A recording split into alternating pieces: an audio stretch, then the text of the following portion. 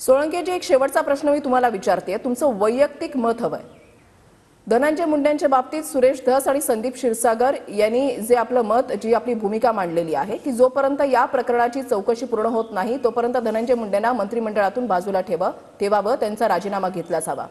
तुमचं मत यावर काय आहे? धनंजय मुंडेंचा राजीनामा घेतला जावा की नाही?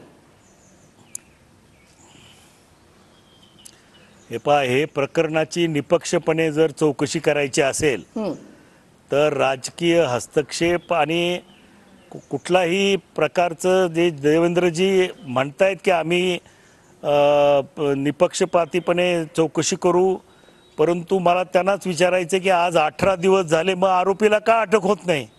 खंडणीमधले आरोपी मोकाट आहेत आणि खुनातले आरोपी मोकाट आहेत।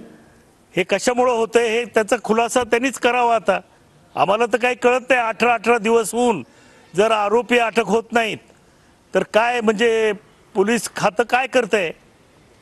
एवढी मोठी यंत्रणा काय करते?